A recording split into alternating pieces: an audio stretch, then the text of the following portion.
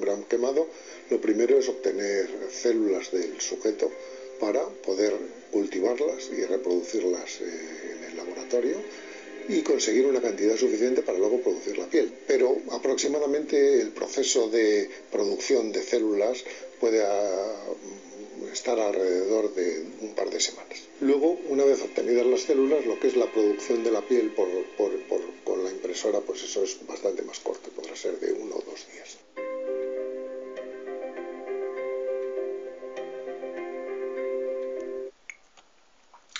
Depuis plusieurs années, grâce au perfectionnement des imprimantes 3D, on peut désormais fabriquer de petites prothèses qui seront ensuite intégrées sur le corps humain.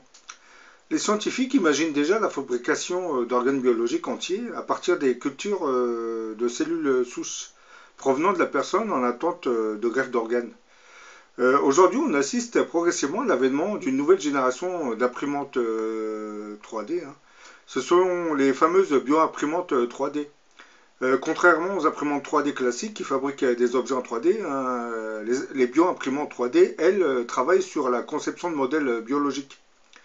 Par exemple, des chercheurs de l'université Carlos III de Madrid auraient réussi à développer une bioimprimante 3D qui est capable de produire de la peau humaine pleinement fonctionnelle. C'est un peu ce que vous venez de voir dans la vidéo.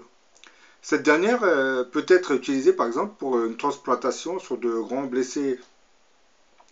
Cette peau sera en fait un des premiers organes vivants bio-imprimés conçus à partir de ce que les chercheurs appellent bio-encre. Elle reproduirait la structure de la peau naturelle. Elle est ainsi composée de différentes couches, celle située à l'extérieur qu'ils appellent la stratum corneum ou couche cornée, est la plus éloignée de l'épiderme et protégerait l'ensemble des agressions de l'environnement direct. En s'associant à une couche inférieure plus épaisse, la dermis, cette dernière est composée de fibroblastes qui produisent le collagène qui donnerait son élasticité et sa résistance à la peau. Déposées dans le bon ordre et dans de bonnes conditions, les différentes encres biologiques sont primordiales. C'est un ordinateur qui en contrôle chaque étape. Cette méthode permet en tout cas de produire une peau allogénique, c'est-à-dire à partir d'un stock de cellules différentes ou bien d'une peau autologue, c'est-à-dire à partir de cellules souches de peau d'une personne. Cela signifie que les greffes de peau peuvent être simplifiées. De plus, le fait que la peau soit ainsi fabriquée, produise son propre collagène, évite d'avoir à recourir à du collagène animal, comme c'est le cas avec les autres méthodes. Cette nouvelle approche a également d'autres avantages. Tout d'abord, elle peut être automatisée et elle ne requiert pas d'intervention manuelle. Ensuite, la production est un peu standardisée. Deux éléments qui permettent une réduction des coûts de production, ce qui est essentiel à son adoption à grande envergure. Il faudra toutefois attendre que les autorités européennes de régulation approuvent cette peau révolutionnaire. Après cette étape, elle pourra alors être utilisée si elle est jugée adaptée à des greffes. Mais les chercheurs de l'Université de Madrid et les entreprises partenaires avec lesquelles ils ont développé les technologies nécessaires voient encore plus loin. C'est un peu ce que je disais tout au début de la vidéo.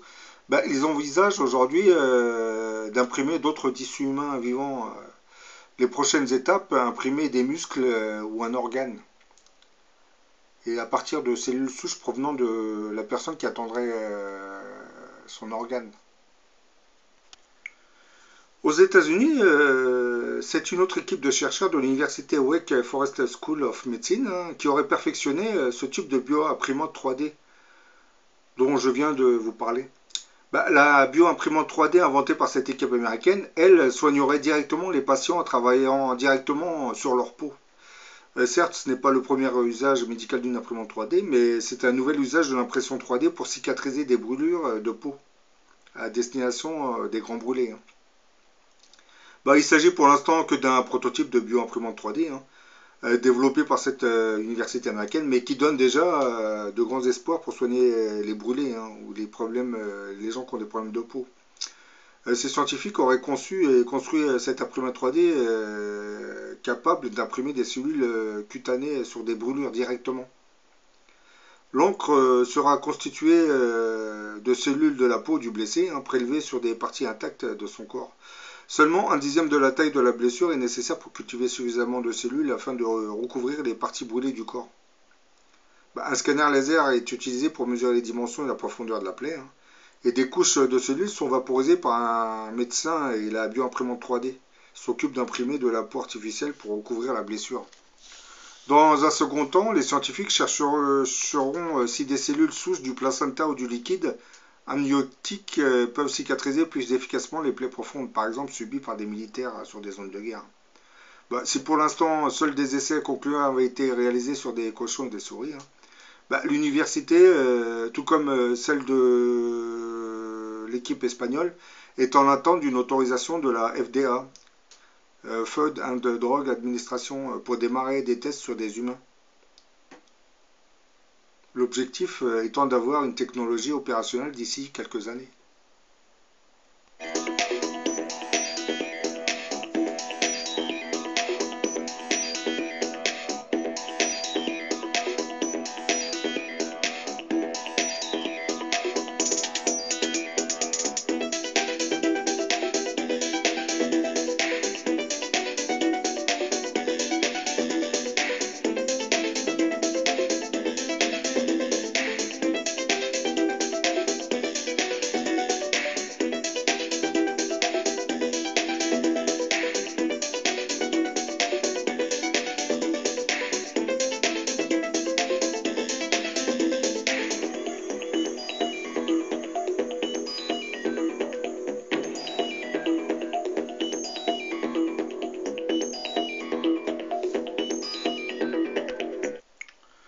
Ce qu'on peut dire en parallèle, la Wake Forest School de médecine travaillerait également avec la bioimpression 3D pour reproduire des os, des vaisseaux sanguins, du muscle et même de la graisse afin de panser les blessures au visage subies par les militaires au combat.